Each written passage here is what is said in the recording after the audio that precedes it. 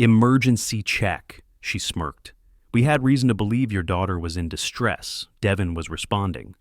That's what Marcella Dint, president of the Stonevale Pines Homeowners Assembly, said, while my front door was still open. Her arms crossed like this was just another meeting about lawn height or mailbox paint. Her nephew, Devin, stood beside her, not a scratch on him, not a trace of regret. He had been halfway through my daughter's bedroom window at 3:04 a.m., a 23-year-old man with a flashlight, gloves, and a community badge Marcella printed at home. You spoofed a medical ping from my daughter's neural sensor, I said, voice flat. That system still routes through my private server. The signal was cloned from your HOA terminal at exactly 2:59 a.m. Her smirk twitched. Before I go on, let me ask you something. If someone broke into your child's room, your epileptic daughter's room, at 3 a.m., would you still trust your HOA with access to your home? Because what Marcella didn't know was that my brother trains the men who neutralize hostage takers, and they had Devin in their scopes within 15 seconds. Subscribe now if you're tired of HOA abusers hiding behind policy. This is just getting started. I'm Lucan Merrick, Municipal Threat Response Architect. I design emergency containment frameworks and teach tactical defense planning to departments that don't have time to screw up. I also wrote the threat assessment module for this county's urban crisis response manual, meaning I don't play guessing games when I see forced entry. Marcella thought I was just another homeowner with a security system. She didn't know I designed the architecture behind the ones that intercept active shooters. But none of that mattered when I saw that window open. When I saw my daughter's blackout curtain flapping behind Devin's shoulders. The HOA calls it a violation, a reinforced triple-lock sliding glass door, shatterproof and fitted with a silent alert sensor. To them, it disrupts the visual harmony of the community. To me, it's the only reason I slept after Raya's second seizure. See, when she seized the first time at night, she fell into a heat register, burned her collarbone. She didn't cry, she just lay there convulsing, unheard, unseen, until I came back from a city consult 2 hours later. That was 3 years ago. I haven't forgiven myself since. So I built her a system. No noise, no flashing lights to worsen her episodes, just a 900 millis pulse sent to my phone and my brother's drone-linked scanner. The same scanner that logged Devin's heat signature as he climbed the trellis, his foot kicking the wind chime Raya picked out last Christmas. Marcella knew about Raya's condition. It's on file. The sensor was declared medically necessary under ADA guidance. Still, she issued a violation 3 weeks ago, saying the hardware modifications were unsanctioned and could mislead future HOA safety responses. This morning at 3:04 a.m., she proved exactly what she meant by that. The officers were slow, cautious. One of them even apologized when I handed over the thermal scan prints. But Marcella's story was already spreading. That Devin thought he heard a call for help. That he was checking on a resident in distress. That my daughter's door was half open. No, her door was locked. That lock cost me 3 months' salary. That sensor cost me another 2. And that system saved my daughter's life. Twice. And now the woman tasked with community safety weaponized it. Used it as a cover for her nephew to cross a line he never should have approached. He wasn't there to help. He wasn't authorized. And she wasn't bluffing. This was calculated, down to the minute. They walked off our porch like nothing happened, but they forgot one thing. I built the system, and my brother builds the men who pull the trigger when it fails. The call log said, "Disturbance resolved." That was it. 4 words on an official incident report for a grown man caught crawling into a teenage girl's bedroom. No charges, no trespass warning, not even a citation. By sunrise, Marcella had turned the entire situation upside down. She sent a neighborhood-wide push notification through the HOA app stating that HOA Volunteer Safety Officer Devin Dint courageously responded to a late-night distress signal from a resident's home, and that, unfortunately, a private surveillance contractor, unlicensed by community standards, interfered with protocol. She didn't name me. She didn't have to. At 10:42 a.m., I found a new violation slip tucked into my mailbox. Section 8.4.2, Exterior Hardware Non-Compliance. It was folded under a post-it note that read, "If you dismantle it voluntarily, we'll waive the fine." Signed, of course, by Marcella. What she wanted dismantled was the glass. My daughter's reinforced triple lock glass door, the one that stopped Devin from getting any further than a shoulder and one hand. It was a message, not just to me, but to everyone in Stonevale Pines. If you push back, if you embarrass the board, they'll make it about compliance, not attempted entry, not digital impersonation of a medical emergency, not even child endangerment, just compliance. So I went to the police station to pick up the full report. The officer at the desk didn't look me in the eye. He slid the folder across the counter and cleared his throat. Internal review concluded there wasn't sufficient evidence of criminal intent. The suspect did not enter the residence. He was halfway through a window, I said. Yes, sir, but under the trespass code. I didn't finish the argument, not there, not to him, because I knew what was happening. Marcella's connections go further than the HOA. She sits on the advisory council for the Neighborhood Safety Coalition. She donates to local campaigns, and she phrases every power grab in the language of order. Later that afternoon, I walked by the bulletin board near the clubhouse. A new notice was pinned up, dated that morning. Statement of concern regarding technologically complex surveillance systems within residential zones. The memo claimed that unapproved systems could interfere with HOA emergency protocols, cause data confusion, and instigate unnecessary escalation. No mention of Devin, no mention of Rhea. But the word escalation was bolded 3 times. When I got home, my neighbor May, who's lived here longer than anyone, was standing at the edge of her driveway. She didn't speak, just nodded toward the clubhouse. I asked, "You saw it?" She nodded again, slowly, then said, "They're calling it a misunderstanding, saying your daughter left the window unlatched." I stared at her, and she broke eye contact. "That's what they're saying," she repeated. "Not me." Inside, Rhea was on the couch, pale, tense. Her sketch pad sat untouched beside her. She hadn't drawn all day. Her hand was twitching again. "I locked it," she said without looking at me. "You checked it. Twice." "I know. I don't want them near my room again." "You're safe. He's not coming back." "But he might. Not through the window, through bylaws, through rumors, through official notices with legal formatting and passive aggression. This wasn't about Marcella needing Devin to patrol. It was about me needing to be punished for not letting him finish what he started. That night, I reread the HOA charter, every section, every footnote. Nowhere in it did it grant authority for an emergency entry protocol.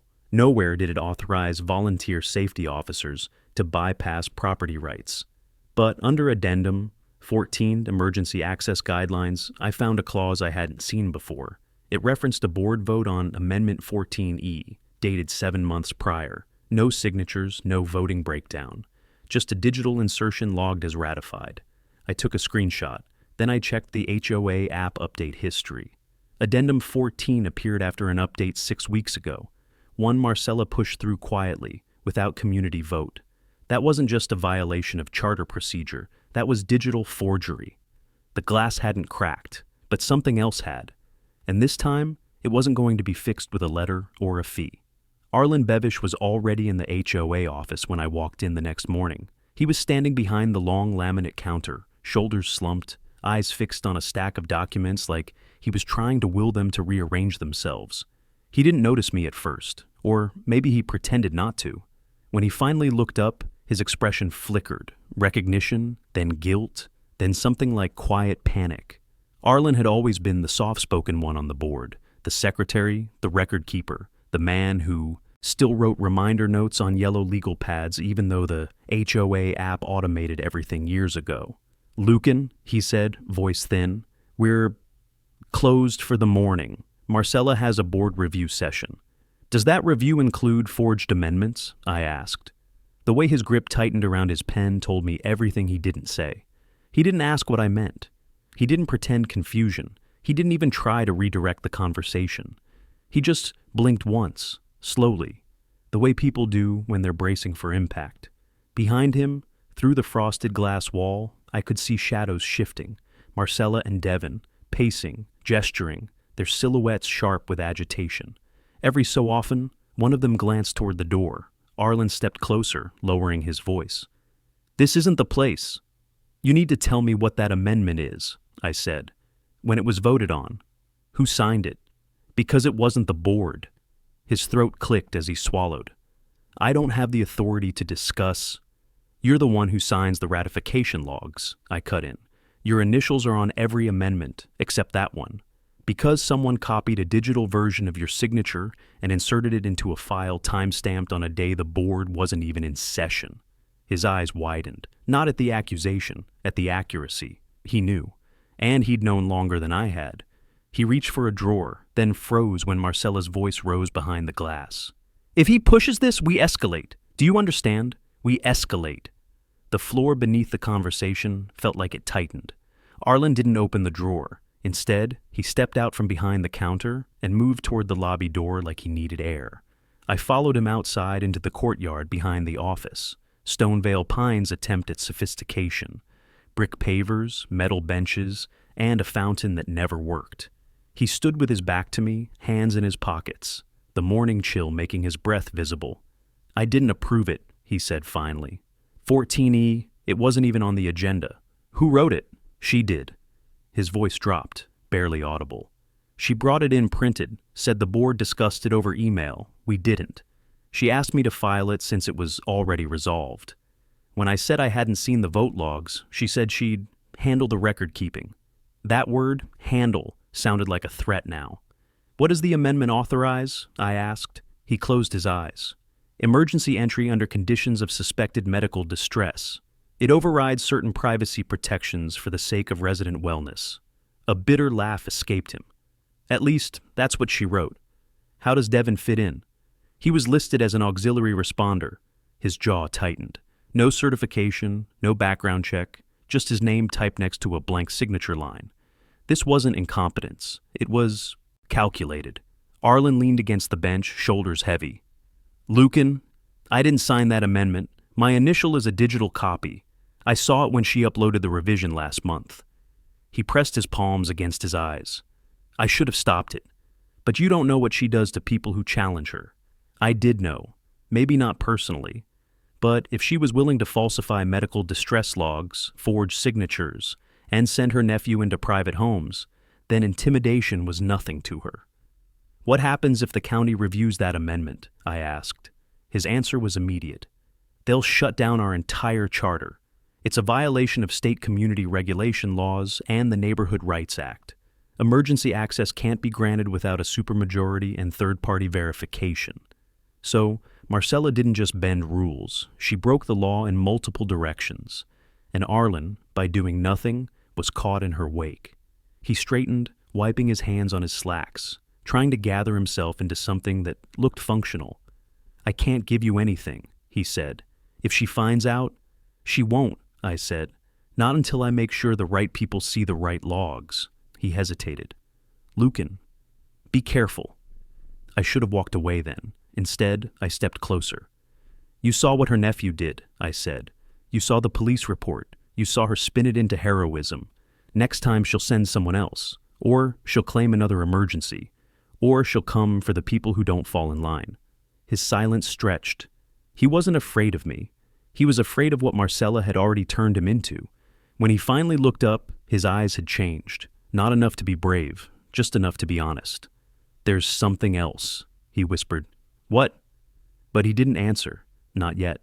He glanced toward the office door as it opened, and Marcella stepped out, eyes locking onto us with surgical precision. Arlen stepped back instantly, like a dog hearing a snapped leash. I walked away before she could speak, but I knew now. The board wasn't divided. It was compromised. By the next board cycle, the punishment came dressed in policy. Marcella issued a new community-wide resolution. All unauthorized security enhancements must be removed within 10 days to maintain architectural continuity and reduce confusion during HOA emergency responses. They didn't name me directly, but the email included a photo of my back gate in shadow with the caption, "Example of non-compliant exterior reinforcement." That photo had been taken from my yard, without consent. Marcella didn't just escalate, she declared war. And her weapon wasn't a lawsuit or a letter. It was Devin's reinstatement. The very next day, he was walking the neighborhood again in his high-visibility vest and makeshift badge. The HOA app announced that Auxiliary wellness rounds had resumed for the safety of all Stonevale Pines residents. He passed my house twice. The second time, he slowed down enough to glance toward the side window, where Raya's sketchpad sat on the sill. My hands clenched so tight, I thought I'd crack the coffee mug I was holding. I walked out the door and stood on the steps, not saying a word, not giving him a reason, just letting him know I was there. He moved on, but not far. 3 houses down, I watched him step into a side yard, tap on a window, then wave at whoever was inside. A young mother pulled her curtain shut without opening it. Devin lingered anyway. The board wasn't just protecting him, they were parading him, making it clear they could place him anywhere, at any time, and frame it as care. And for most of the neighborhood, silence was safer than outrage. That night, Rhea sat with me at the kitchen table. She hadn't said much since the incident, but she was drawing again, thin graphite lines forming the contours of a tree with roots that twisted like veins. She paused, then asked without lifting her head, "Will he come back?" "No," I said. "Not through that window." She didn't respond, just kept drawing, but I wasn't so sure. The system I built had logged another anomaly. Someone had accessed the HOA network protocol at 2:13 a.m. the night before. It didn't trigger an alert because the signal wasn't spoofed this time. It was just checked, probed, like a hand brushing the edge of a lock without turning it. I cross-referenced the timestamp with the HOA's internal access logs. Marcella's credentials had been used on the network, but there was no recorded reason, no entry, no maintenance, no approved emergency, just a phantom access. She was testing me, measuring my system's limits, seeing how far she could press before I reacted. So, I reacted. The next morning, I took a drive out of Stonevale Pines, past the paved entrances and landscape dividers, past the artificial lake they spent half the annual budget maintaining. I drove 30 minutes into the county toward the administrative zone where emergency infrastructure planning is logged. I sat down across from a county-level IT technician I'd worked with on wildfire protocols. She remembered me. She remembered the drone project. And when I asked if anyone from the HOA had submitted a request to test or inspect residential emergency response systems, she pulled up the logs. There were none, not one, which meant that Marcella had accessed the emergency ping platform without municipal clearance. I showed her the snapshot I'd taken of the HOA access ID. She whistled softly. "This isn't a request," she said. "This is an override attempt." That's when I knew it had gone further than the window. Marcella wasn't just trying to control homes. She was tampering with medical integrated systems, platforms meant for silent seizure alerts, fall notifications, and elder care monitoring. That crossed into state oversight, into federal territory. I left with a copy of the network trace and the technician signed validation. When I got home, I checked the mail. Another violation slip. This one was marked Final Notice. Marcella had decided the reinforced glass would come down. 10 days, or daily fines would begin. The window hadn't broken, but the boundary between personal safety and institutional invasion had. And now I had the blueprint of how she planned to dismantle both. I pulled up the terminal logs again at midnight, this time running a forensic scan on the back-end handshake that triggered the phantom ping. What I saw confirmed everything. Marcella hadn't just accessed the emergency layer. She'd initiated a duplicate signal injection using an admin console override, essentially creating a shadow alert that looked identical to Raya's real seizure trigger. It wasn't a glitch. It wasn't a test. It was engineered. Her override had tunneled through the HOA's smart integration dashboard, one the board quietly rolled out 6 months ago as a home safety enhancement. It gave Marcella administrator-level visibility into any home that used the HOA-issued wellness interface. And I was the one who helped prototype that system, back when I still believed they'd use it responsibly, back when my daughter's name wasn't being used as an excuse to stage forced entry. The only thing that saved Raya that night wasn't the system itself.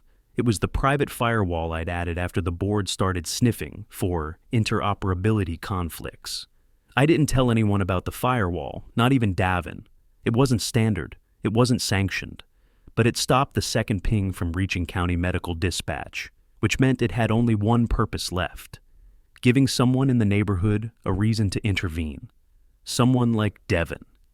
I stared at the screen for a long time. The signal signature matched the source used during the HOA's internal training seminar on smart home wellness triggers. Marcella had been the only one to request a demo override during that session. She claimed it was for emergency readiness drills. Now it was the skeleton key used to justify Devin crawling through my daughter's window. The printer spat out the logs: code string, source IP, injection vector, console access credentials. Time of override, 2:59 a.m. Time of breach, 3:04 a.m. She timed it to the minute. The next day I drove to county headquarters again, this time to the Office of Community Association Regulation. Most people don't even know that office exists, but it does. Every HOA in the state is required to file its operating structure there: budget transparency, enforcement authority, amendments to charter policies, and, most importantly, proof of resident vote for any safety or access clauses. I requested a certified archive of Stonevale Pines' approved amendments. They brought me a manila folder. Inside were 26 stamped and verified documents, all signed, all tracked, all properly logged. Amendment 14E was not among them. That meant the so-called emergency entry protocol Marcella used to justify Devin's actions was not legally valid under state law. And the moment she used it to justify a forced entry, she committed a regulatory breach. I asked for a stamped confirmation of exclusion. The clerk raised an eyebrow but obliged. Then I walked out, folder under my arm, feeling the shift beneath my feet. This was no longer about a rogue president. It was about a board operating under fraudulent authority with active access to medical infrastructure. I had the county's verification. I had the forensic logs. I had the false amendment. Now I just needed the final piece. The one person inside that board who could confirm it all from the other side. Arlen. When I got back to Stonevale Pines, I didn't go home. I went straight to his house. He answered the door slower this time, tired, but his eyes didn't dodge mine like before. "She altered the logs," I said, holding up the stack of printouts. "She triggered a false emergency signal and used it to send Devin. I have the network trace. I have the console logs. And the county has no record of her amendment." He didn't ask for proof. He didn't shake his head in denial. He just stepped aside and let me in. Inside, his living room was filled with boxes, folders, receipts, HOA meeting minutes printed on old inkjet paper, the digital and analog record-keeping of someone who didn't trust clouds. "I've kept every real vote log since I joined the board," he said, "including the ones she told me not to archive." He motioned to the coffee table. There it was, a leather binder, dated, indexed. 4 months ago, the meeting agenda listed a rejected version of 14E, 5-2 against. Marcella had been furious. It was in the notes, and now it was in my hands. He handed it over. "I never voted for it," he said quietly. "No one did." That was it. The trap was set. Marcella had faked an amendment, spoofed a medical ping, staged a break-in, and now, thanks to Arlen, there was no more plausible deniability. Next step wasn't mine. It was the state's. Raya was asleep when I got home. Her door was locked, the alert sensor pulsing its silent green rhythm against the dark glass. I stood there for a long time, just watching that tiny glow. It was the only thing in Stonevale Pines still functioning exactly as intended. Everything else, every rule, every safeguard, every so-called protective layer, had been twisted into something else, a machine for power, a weapon dressed up as policy. And the one person who was supposed to be protecting the community had used my daughter's medical condition as a false justification for an illegal entry. Marcella didn't just break the law, she rewrote it in her image and assumed no one would notice. But now I had enough to make her feel what real oversight looks like. The next morning, I submitted everything. I packaged the digital logs, time-stamped pings, county exclusion letter, forensic trace validation, and Arlen's meeting minutes into a formal complaint. I submitted it to the Office of Community Association Regulation, flagged for immediate review under clauses involving unauthorized access, digital manipulation, and medical impersonation. I didn't stop there. I sent a copy to the County Inspector General citing a breach of infrastructure law via unsanctioned override protocols in a network tied to state-funded emergency health systems. The third copy went to the Division of Special Housing Oversight, the department tasked with reviewing medical accommodations and ADA violations within HOA charters. That final one mattered more than anything else. Because Marcella hadn't just faked a vote, she'd targeted a child whose medical condition was protected under federal law. She'd accessed and manipulated a medical alert system without consent, oversight, or qualification. And the moment those agencies reviewed the logs, it wouldn't just be a violation, it would be a felony. I received the first confirmation receipt by noon. Your complaint has been received and assigned to a regional investigator. A determination of validity will occur within 72 hours. 72 hours. It felt like both a lifetime and a countdown. By evening, Marcella had made her next move. Another violation notice, this time delivered in person. I opened the front door to find her on my porch again, her smile tight, eyes unreadable, papers in hand. "You've ignored 3 formal removal requests," she said. "This is your final non-compliance citation." I took the paper without reading it. "What happens if I don't comply?" I asked.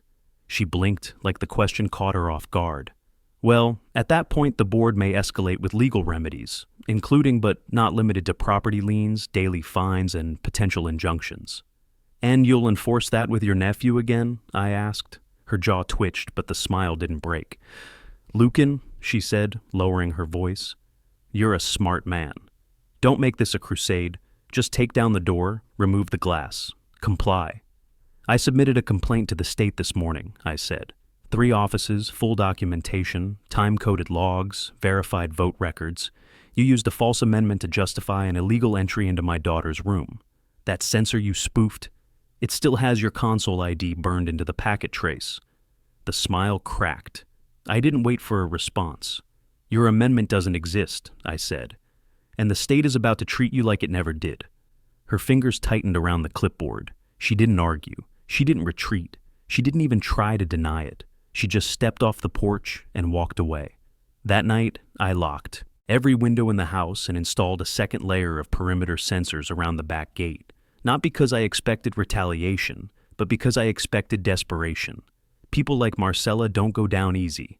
They don't confess. They dissolve, slowly, silently, beneath the weight of exposure.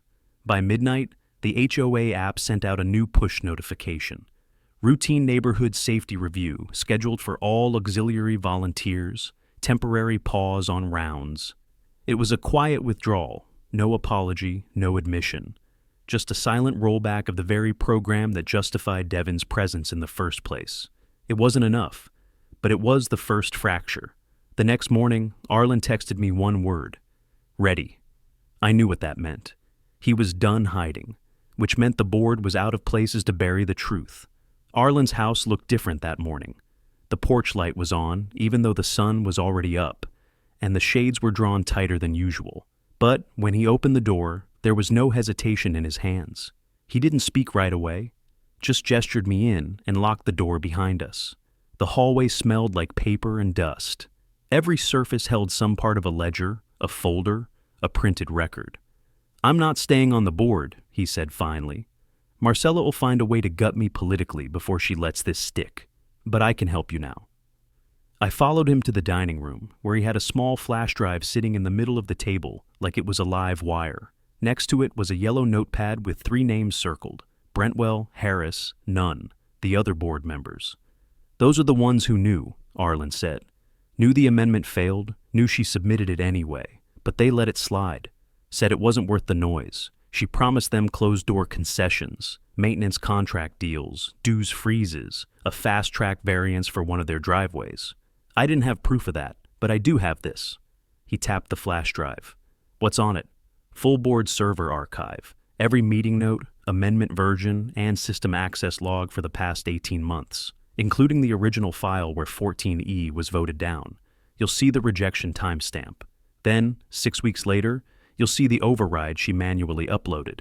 And your signature, copied and pasted from an older file. She didn't even bother to mask the metadata." He looked exhausted, not like he'd pulled an all-nighter, like he'd pulled a year-long compromise and was only now surfacing for air. "I should have stopped her," he said quietly. "But I didn't want to be the one she targeted next. And now, look where we are." "You're stopping her now," I said. He didn't answer, but the corner of his mouth twitched. Not a smile, not a frown, just movement. "I've already submitted my resignation," he added. "Effective end of day." He passed me the drive. It was warm, like he'd been holding it for a while before I arrived. I stood there for a second, feeling the weight of it, even though it couldn't have weighed more than a coin. This was the nail, the data chain that proved intent, alteration, and authority abuse. All traceable, all time-coded, all cross-verifiable with the materials I'd already sent to the state. "Thank you," I said. He nodded. "Whatever happens, I'm done hiding." As I turned to leave, he called out once more. "She won't go down quiet, Lucan. Be ready for her to burn something on the way out." I didn't say anything, just left. Back home, I duplicated the drive, encrypted it, and uploaded a copy to the county agency portal with a new reference ID. Then, I sent another copy directly to the regional director handling my complaint. Finally, I printed the original vote log rejection and left it on my desk. It was time to wait. That night, Rhea came into the living room with a folded piece of paper in her hand. She didn't say anything, just sat beside me on the couch and placed it on my lap. I opened it. It was a drawing, our backyard. Her bedroom window in the background, drawn exactly as it had looked the night of the break-in. But in the foreground, there was a figure. It was me, standing under the porch light, holding the corner of the trellis in one hand and a rolled paper in the other. "You were awake," I said. She nodded. "He never got all the way in. You stopped him." I didn't know what to say. I folded the paper slowly, like it was made of glass. "Do you feel safe now?" I asked. Her answer came quick, like it had been sitting there for hours. "Not yet, but I will." I watched the backyard through the window for a long time after that. The trellis was still there. The wind chimes still swung faintly when the air moved. But something had shifted, and this time, it was in our favor. The regional investigator's email came in at 7:13 a.m. Subject line, preliminary findings, high priority response. Authorized inside was a single sentence. Documentation reviewed, confirmed grounds for immediate administrative freeze. County team dispatched for audit proceedings within 48 hours. It was happening. I stared at the screen for a long moment, not out of surprise, but because of what it meant. Every lie Marcella had cemented into the HOA's foundation was now under review piece by piece by people who didn't answer to her. She wouldn't see it coming until the knock landed on her door.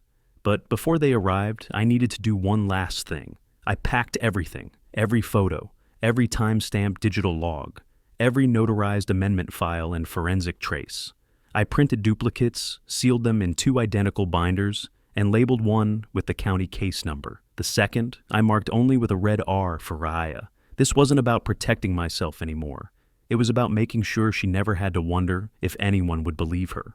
At 10:01 a.m., I pulled up to the Stonevale Pines clubhouse, neutral ground where board meetings were held and community complaints ignored. The building was quiet, too quiet. Marcella's car was already there, parked beside the reserved space she had claimed for herself by board vote last year. I walked in without knocking. The lobby was empty except for Brentwell, one of the other board members. He looked up from his phone, startled. His eyes flicked toward the hallway behind him, then back to me. "She's not expecting you," he said. "Good." He didn't stop me. The boardroom door was half open. I stepped through it. Marcella was sitting at the far end of the long table, fingers drumming beside a neatly stacked folder. Devin stood in the corner behind her, arms crossed, posture rigid. His eyes followed me, jaw tight. "You're trespassing," she said. "No, I'm delivering." I dropped the binder on the table in front of her. She didn't reach for it. "That's your audit file," I said. "Everything the state needs, every fake signature, every unauthorized override, every timestamp that proves you used your HOA title to simulate a medical emergency for personal gain." Still, she didn't speak. Devin shifted like he was waiting for a signal, but none came. "And here's what's worse," I added. "You used your nephew as a proxy. You sent him through a window under a fabricated safety clause. You impersonated medical concern. You used a child's disability to justify criminal entry. And now the state has everything." Finally, she spoke. Calm, cold, dismissive. "You think this'll hold? You think they'll unravel an entire board over a dispute with one homeowner?" "I think they already are," I said. And I think when the rest of the neighborhood hears how deep this goes, how you hijacked a medical system they were told was for their protection, they'll wonder what else you've tampered with. Her fingers stopped drumming. You just declared war on the HOA system. No, I exposed someone who forgot she worked for a community, not a regime. Devin stepped forward, tension rolling off him. I didn't flinch. I'd advise him not to escalate, I said, looking straight at him, because this time, my brother's surveillance team isn't in training mode, and they're watching every exit of this building right now. That part wasn't a bluff. Davin had requested a real-time legal observation authorization the moment the county confirmed their audit, which meant their team was already in place, watching, recording, ready. Marcella looked at me like she was seeing something unfamiliar, not just a neighbor, not just a father, but something far more dangerous to her kind. Someone who could navigate every system she thought she had mastered. "You'll regret this," she said finally. "No," I said. "You will, in 48 hours. Then I turned and walked out. In the parking lot, I saw Arlen, waiting at the edge of the curb. He wasn't hiding anymore. He nodded once as I passed. We didn't need to speak. The last move wasn't ours to make. The agencies were already en route. The trap was primed. And Stonevale Pines was about to learn what happens when the HOA stops protecting people and starts hunting them. By morning, the tension in Stonevale Pines had calcified into something visible. Cars moved slower past the clubhouse. Residents avoided eye contact on their morning walks. The neighborhood chat group, usually flooded with lost dog alerts and lawn care advice, had gone silent. Marcella hadn't said a word since I dropped the audit binder in front of her. No email, no retaliation, no new violation letters. That silence was louder than any accusation. At 9:06 a.m., a white SUV with county government tags pulled into the HOA's main parking loop. 2 more vehicles followed, one marked Division of Regulatory Enforcement, the other unmarked but familiar to me from my work with infrastructure response. A woman in a slate gray blazer stepped out, holding a leather-bound folder and a hard-sided briefcase. Her name was Andrea Salton, a regional audit officer. I'd worked with her once on a municipal zoning violation that involved a falsified floodplain designation. She didn't waste time. She didn't knock either. By the time I reached the curb across from the clubhouse, the state had already entered the boardroom. I stayed back. Not because I wasn't invited, but because this wasn't my part to play. Not anymore. Everything they needed was already submitted, digitally, hard copies, witness statements, system logs, access credentials, Arlen's testimony, all of it. Now it was Marcella's turn to sit still and be questioned. At 10:23 a.m., a second car pulled up, this one with the seal of the Office of Digital Integrity on its door. 2 specialists in buttoned shirts and plain expressions stepped out with equipment cases. They were there for one thing: to pull the HOA's administrative servers and verify every log from the past 6 months. This wasn't a review. It was a seizure. Across the street, Arlen stepped out of his house. He didn't speak, just joined me under the shade of the oaks that lined the sidewalk. He was holding a ceramic mug that said, "Let's not discuss this over email." He didn't look smug, just tired. "They asked me to come in this afternoon," he said. "Give them a sworn summary. You going?" "I already have the draft in my pocket." We both turned toward the clubhouse as one of the digital officers exited, carrying a server stack the size of a filing cabinet. He placed it into the trunk of their car and returned for another. Marcella hadn't left the building once, but Devin had. At 11:12 a.m., he exited through the side utility gate, face down, hoodie up. He crossed through the dog park path and disappeared behind the hedges near the east retention wall. No escort, no words. Just vanished. Cowards don't stick around when the lights come on. At noon, the official notice was pinned to the bulletin board. Stonevale Pines Homeowners Assembly is under temporary administrative suspension, pending regulatory review. All enforcement actions, dues collection, and code citations are frozen until further notice. No signature, just the seal of the state. Marcella was removed from her position at 12:41 p.m. Witnesses say she didn't argue, just handed over her badge and folder, then walked out through the back lot without looking at anyone. That night, the chat group came alive again, not with celebration, with questions. Was it true? Did she really fake the ping? What happens next? No one asked who started it. They already knew. I didn't respond to any of the messages. Instead, I sat with Rhea on the porch. She was curled up with a blanket, drawing again. This time, it was the front of the clubhouse. Doors open, lights off, vines beginning to grow around the beams. She didn't say a word. At some point, she paused and looked up at me. "Are we safe now?" I didn't answer right away, but I knew the truth. We weren't under threat anymore. We were under repair. The audit would take weeks, maybe months. The state would interview every board member, revoke privileges, fine those who had stayed silent. Stonevale Pines would be required to hold a new election, with oversight, with transparency. And Marcella, she wouldn't set foot near another HOA board again, not without triggering a background check that flagged her for investigation-level ethics violations tied to digital manipulation and ADA interference. I leaned back and let the porch creak beneath me. Rhea drew a little longer. The trellis she included in the sketch was intact, but she'd drawn the glass brighter this time. Marcella's resignation didn't come with an apology, it came with a press release. 2 days after the audit began, a local newsletter ran a short column titled, "Community Leader Steps Aside After Misunderstanding Over Home Safety Policy." It quoted her directly. "In a time when neighborhood security is under intense public scrutiny, I stepped in decisively. Some saw that as overreach. I saw it as protection." No mention of the forged amendment. No mention of Devin climbing through a child's window. No mention of the fake medical ping. Just a polished rewrite of events that buried everything she'd done beneath a layer of plausible concern. It was typical. It was infuriating. And it didn't matter. The agencies weren't done. The Office of Digital Integrity issued its preliminary findings the same day the article ran. Their summary was scathing. The language was dry, bureaucratic, but the meaning was clear. Unlawful system override detected. Protocols executed from HOA admin interface using non-voted authority. Constitutes a breach of protected infrastructure and falsification of emergency data for unauthorized access. That was enough to recommend criminal referral. But that wasn't the part that mattered most. It was the section titled Human Impact Summary. That's where they named Rhea. They cited her ADA status. They acknowledged the sensor's medical registration. They confirmed that her neural alert signal had been cloned, copied, and misused to stage a break-in under false legal cover. It wasn't just fraud, it was targeted abuse under the guise of community enforcement. For the first time, it felt like someone outside of this place finally saw it for what it really was. The board met one last time in what was left of their authority, a procedural formality held in the clubhouse with a state observer seated at the end of the table. Marcella was gone. Devin didn't show, but Arlen did. He sat tall. He didn't shake when he spoke.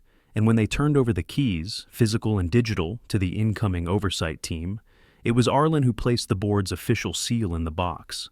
That night, I found something taped to my front door, an envelope, no return address.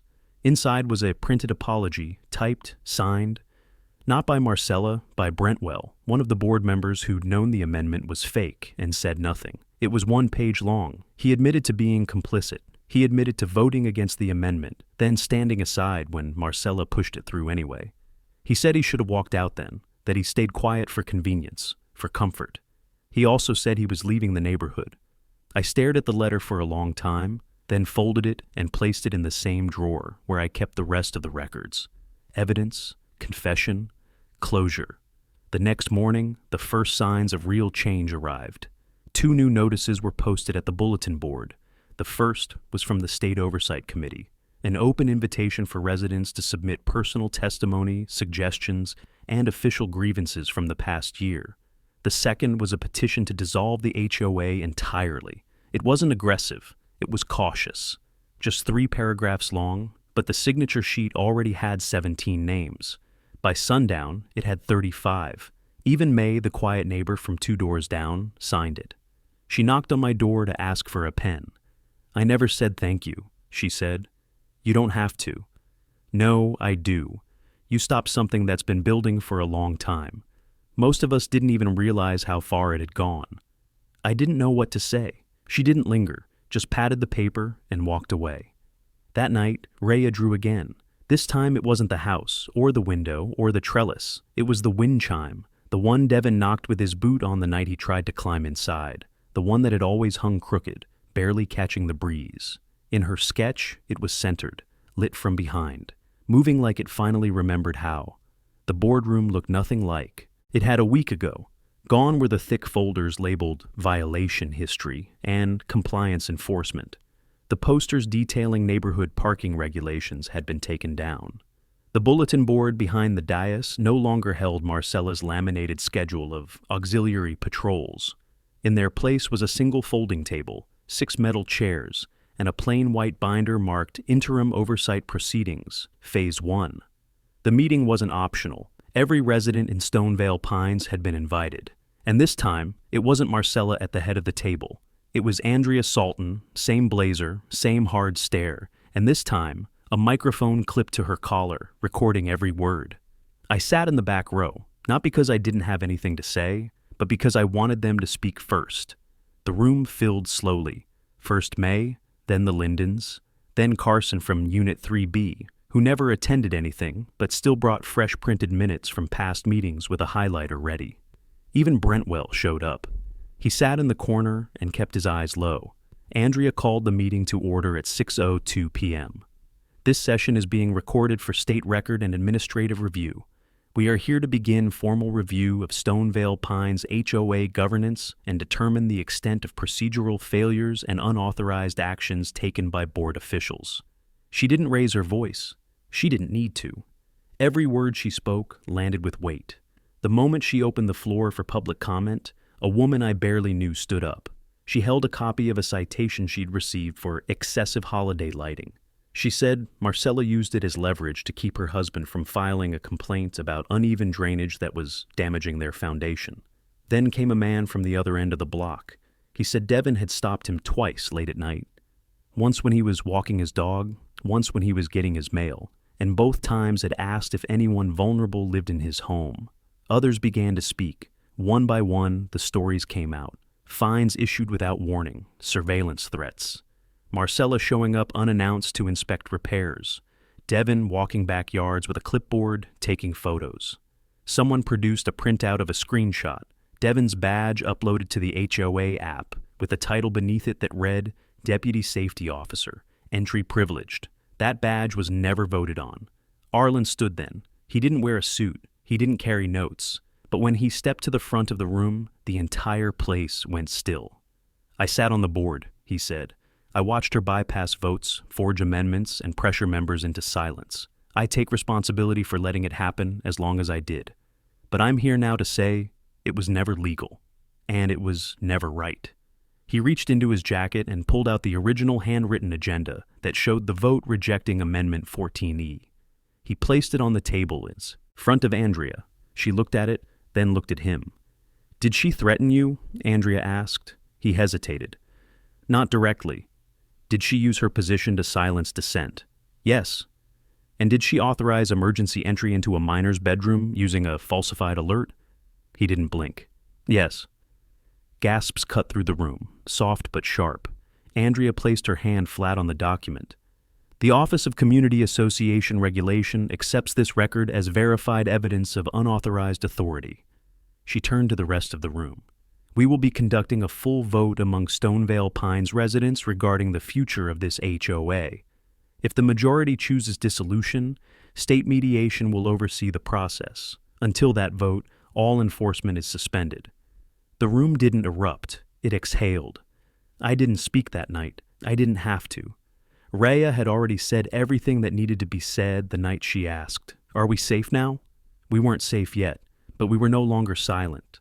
The morning after the meeting, the neighborhood felt different. Not louder, not calmer, just lighter, like someone had finally opened a window after months of stale air. The kind of silence that didn't suffocate but listened. The state seal still hung on the clubhouse door, printed on thick paper and taped over the lock. No one had taken it down. No one dared. It read, Administrative hold, pending dissolution vote. For the first time, those words didn't sound like punishment. They sounded like freedom. Rhea woke earlier than usual that morning. The first thing she asked was whether she could open her blinds again. For weeks she'd kept them shut. Every sliver of sunlight felt like exposure, every sound outside her window a warning. But that morning, she lifted the shade halfway. just enough for light to find her sketch pad again. When she sat down to draw, I stood in the doorway watching her pencil move. She was working on the same wind chime, only now she'd drawn it outside, hanging in full sun. No shadows, no boots kicking against it. I stepped outside to the porch and felt the air shift. The maple trees that lined our street swayed gently, leaves catching the light. Across the street, neighbors were already gathering near the bulletin board. The petition to dissolve the HOA had reached 73 signatures. It only needed 67 to meet the threshold. Arlen was there, clipboard in hand, his shoulders finely squared. He looked like a man who had survived a storm but hadn't let it drown him. When he saw me, he gave a faint nod, a gesture that didn't need words. I returned it. By noon, the news broke. Stonevale Pines HOA dissolved following state investigation. The article was short but factual. It listed the findings: misuse of authority, falsified digital records, unauthorized access to private property, and manipulation of protected medical systems. Marcella Dint's name appeared only once, but it was enough. The state had barred her from holding any governance position in any residential association for life. Devin was facing charges of unlawful entry and interference with emergency communications. His plea hearing was set for the following month. The rest of the board had quietly resigned, their names removed from the county's active registry. That afternoon, I replaced the cracked trellis under Rhea's window.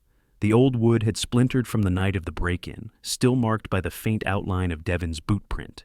I built the new one out of reinforced cedar, solid and pale. While I worked, Rhea came outside holding a tiny wind chime she'd made from spare bits of metal and a string of glass beads. "Can we hang it here?" she asked.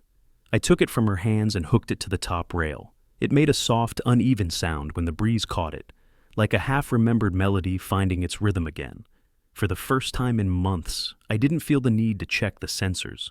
Later that evening, a letter arrived from the county's Office of Recognition and Civic Integrity. It wasn't official business. It was personal, a brief note from Andrea Salton. "Your documentation was precise. Your persistence allowed our departments to act quickly and decisively. This case will become precedent for HOA digital accountability protocols. Thank you for your cooperation." No formality, no bureaucracy, just acknowledgement. When the sun began to set, the neighborhood lights came on one by one. The same lights Marcella once claimed disturbed the aesthetic balance now lined the streets like markers of ownership reclaimed. Parents walked with their kids again. Dogs barked freely. The sound of laughter returned to backyards that had forgotten it. Raya sat on the porch swing, legs tucked beneath her, sketchbook open on her lap. She'd drawn something new. Not the window, not the house, just light breaking through branches. At the bottom, in tiny handwriting, she'd written, "Safe is when no one watches who shouldn't." I stood beside her, hands on the railing, watching the wind chimes sway. For a long time, I said nothing. But inside, I knew the story was finished. The system I built to protect my daughter had saved her life, but the fight that followed saved something bigger. The idea that no authority, no neighbor, no self-appointed guardian should ever decide who's allowed to feel safe in their own home. That's what Stonevale Pines forgot, and that's what we rebuilt. If you've ever faced something like this, someone in power using rules as weapons, tell your story. People listen when truth stops whispering and starts speaking. Where are you watching from? I want to hear it.